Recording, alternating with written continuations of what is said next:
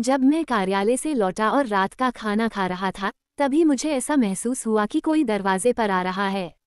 पहले तो मैंने सोचा कि शायद यह मेरी गलतफहमी है और मैं फिर से सोने चला गया। लेकिन थोड़ी देर बाद मैंने सचमुच दरवाजे पर एक लड़की को खड़ा देखा। मैंने उसकी ओर देखते हुए पूछा, तुम रात की बारिश में यहाँ क्यों रो रही हो? कृपया मुझे बताओ, क्या हुआ? क्या तुम किसी खतरे में हो? लड़की चुप रही, बस आंसुओं से भरी आंखों से मुझे देखती रही। मैंने उसे अपने कमरे में आने का इशारा किया और कहा, अगर तुम्हारे पास कहीं और जाने की जगह नहीं है, तो अंदर आ जाओ। वह धीरे धीरे कमरे में आ गई। मैंने उसे बैठने को कहा और रात का खाना ऑफर किया, लेकिन उसने पानी तक नहीं पिया। फिर मैं खुद उसके लिए कुछ खाने का सामान लेकर आया। उस रात जब मैंने उस लड़की को अपने कमरे में आने दिया, वह अचानक थकान से मेरे बिस्तर पर गिर पड़ी। मेरा नाम रोहन है। मेरी उम्र 25 साल हो चुकी है। बचपन से ही घर की जिम्मेदारियां मेरे कंधों पर आ गई थीं। पिता ने बहुत पहले मुझे ये बोझ सौंप दिया था। गांव में रहते हुए मुझे कोई अच्छी नौकरी नहीं मिल पा रही थी और घर की हालत दिन ब दिन बिगड़ती जा रही थी।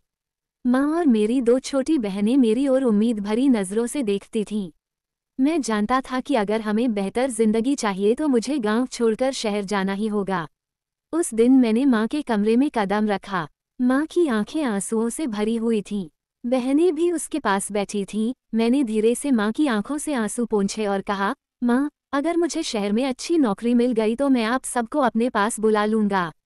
हम सब साथ रहेंगे। ये सुनकर माँ जोर से रो पड़ी। मैंने उन्हें सांत्वना दी। मेरी बहनें सिर झुकाए खामोश खड़ी थीं। अगली सुबह मैंने घर को अलविदा कहा और शहर के लिए निकल पड़ा।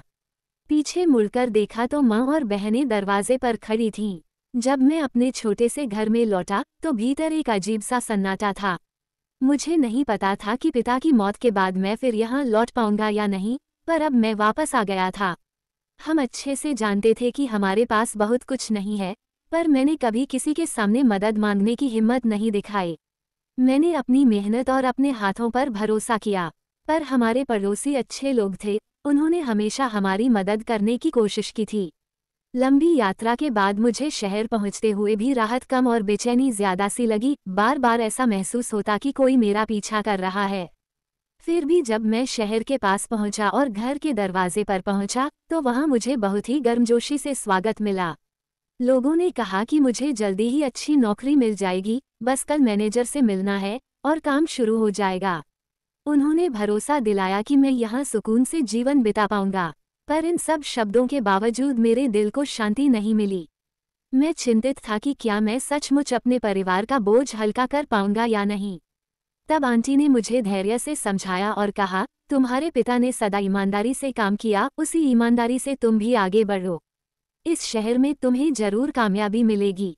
आंटी की बात सुनकर मुझे थोड़ा सुकून मिला। मैंने भगवान का धन्यवाद किया कि गांव में मुझे कुछ लोग सहारा देने आए थे। अगले दिन हम कारखाने पहुंचे। कारखाने में कदम रखते ही मुझे पता चला कि यह एक पैकिंग कंपनी है जहां बिस्किट पैक किए जाते हैं। वहां मुझे प्रबंधक से मिलवाया गया। उसका नाम सागर था।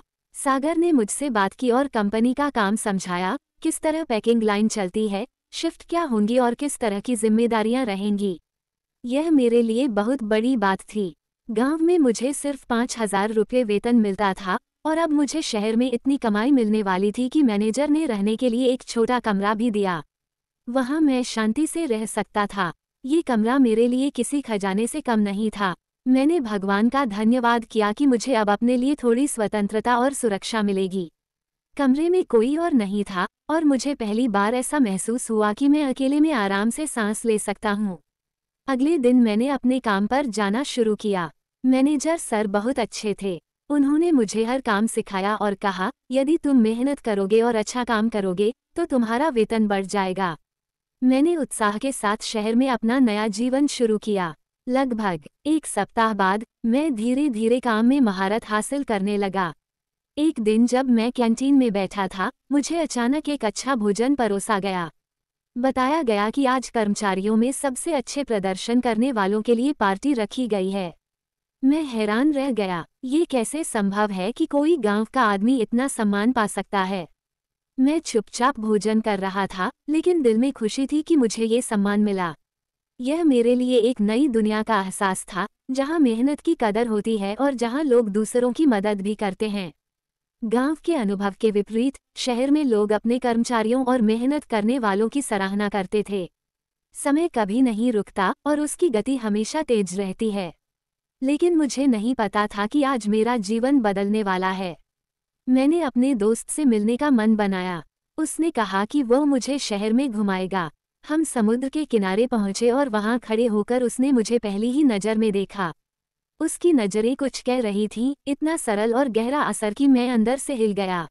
रास्ते में उसने मुस्कुराते हुए कहा कि उसे नहीं पता कि मैं क्यों अजीब महसूस कर रहा हूँ। मैं चुप रहा, क्योंकि कभी भी मैंने ऐसी स्थिति अनुभव नहीं की थी। फिर भी मैं उसके साथ चल पड़ा। तभी उसने मुझसे पूछा कि अब मेरी नौकरी कैसी चल रही है। मैंने बताया कि मैनेजर से बात हो गई है और मुझे नई नौकरी मिली है। उसने मुस्कुराते हुए मेरी ओर देखा और उसकी मुस्कान में एक तरह की समझदारी और सहानुभूति थी। उसके चेहरे पर मुस्कान देखकर मैं सोचने लगा कि शायद भगवान ने मेरे लिए ये सब सही समय पर तय किया है। लेकिन फिर भी मैं थोड़ा डर और अनिश्चितता महसूस कर रहा था। मुझे नहीं पता था कि आगे क्या होगा और शायद इसलिए मैं चुप रहा। कुछ समय बाद मैंने अपनी ओर देखा और उसने मुझसे कुछ पूछा। उसका सवाल इतना साधारण था, फिर भी मेरे दिल को छू गया। मैंने उससे कहा कि मैं बाजार गया था, लेकिन आज मैंने ऐसा बड़ा और व्यस्त बाजार कभी नहीं देखा था। शहर की चमक दमक और वहाँ की चीजें मेरे लिए नई थीं। मैंने कभी नहीं सोचा था कि मैं अपने छोटे शहर के बाहर इतनी चीजें देख पाऊंगा। फिर भी मेरे दिल में एक अजीब सा एहसास था। मैं जानता था कि मेरी जिंदगी अब बदल रही है। अंदर ही अंदर मुझे लगता था कि कुछ रहस्य है, कुछ ऐसा जो मुझसे छुपा हुआ है और जिसका एहसास मुझे अभी नहीं हुआ। लेकिन मैं उस बात को समझ नहीं पा रहा था।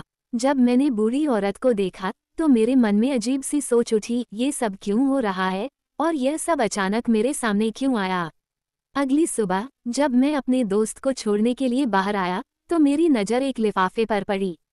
ये लिफाफा किसी ने मेरे कमरे के बाहर रख दिया था। उसे देखकर मेरा दिल डर और हैरानी से भर गया। मैंने लिफाफा उठाया और देखा, उसमें पैसा था। इतने बड़े नोट और इतनी राशि, जिसे देखकर मेरी आंखें फैल गईं। आज तक मैंने अपने हाथों में इतना पैसा कभी नहीं देखा था। मैंने चारों तरफ देखा, कोई नहीं था। मुझे लगा कि यह पैसा अचानक मेरे दरवाजे पर आया है। ये पैसा कहाँ से आया और क्यों मुझे दिया गया? लेकिन अब मैं ये जानते हुए भी कुछ नहीं कह सकता था। बस अपने दिल की धड़कन और हैरानी के साथ मैं उस लिफाफे को पकड़कर अंदर चला गया। मुझे नहीं पता था कि मैंने इन सभी चीज़ों के बारे में क्यों नहीं सोचा। मुझे लगा कि शायद मैं जो पैसा जमा कर रहा हूँ वह चोरी हो गया है या कहीं खो गया है। मैंने उसे सुरक्षित तिजोरी में बंद कर दिया, लेकिन पूरे दिन मेरी आत्मा को शांति नहीं मिली। मेरे विचार बार बार उसी घटना पर घूम रहे थे और मुझे यह एहसास हुआ कि मैं खुद भी अपनी गलतफहमी में फंस गया हूँ। काम खत्म होने के बाद मैं कंपनी से बाहर आया और अपने क्वार्टर का दरवाज़ा खोला। मैंने वह बॉक्स फिर से देखा और कुछ पल के लिए अपने सोच में खो गया। मुझे अपनी माँ और घर की याद आई। कुछ समय तक मैं उसी ख्याल में डूबा रहा। फिर अचानक मैंने अपने दरवाजे पर कुछ महसूस किया। हैरान होकर मैं दरवाजे की ओर बढ़ा। जैसे ही मैंने दरवाज़ा खोला, मैं ठिठक गया। मेरे सामने खड़ा व्यक्ति मेरी समझ से बाहर था। वो एकदम अचानक और इतनी गंभीर मुद्रा में खड़ा था कि मैं कुछ क्षणों के लिए हक्का बक्का रह गया। उसके बजाय वहाँ एक युवा लड़की खड़ी थी, जिसकी त्वचा पर बारिश के कारण पानी की बूंदें चमक रही थीं। उसने अपने छोटे हाथों से अपने बालों को संभाला और गीलापन उसके कपड़ों पर साफ दिखाई दे रहा था। मैं उसे देखकर चुप रह गया। वो केवल 5 साल की थी, लेकिन उसकी मासूमियत और सुंदरता कुछ ऐसी थी कि मैं उसकी आंखों में देखते ही रह गया। मैंने धीरे से उससे पूछा, बारिश में तुम यहाँ क्यों हो? क्या हुआ? मेरे मन में डर और चिंता थी। मुझे डर था कि उसे बाहर छोड़ देने से कोई समस्या हो सकती है। मेरा घर बहुत दूर था और मेरे पास समय भी सीमित था।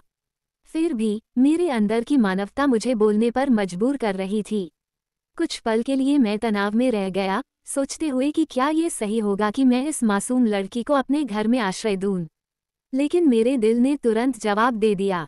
मैंने जल्दी से उसे अपने घर का रास्ता दिखाया और कहा, आओ, तुम मेरे घर में आ सकती हो।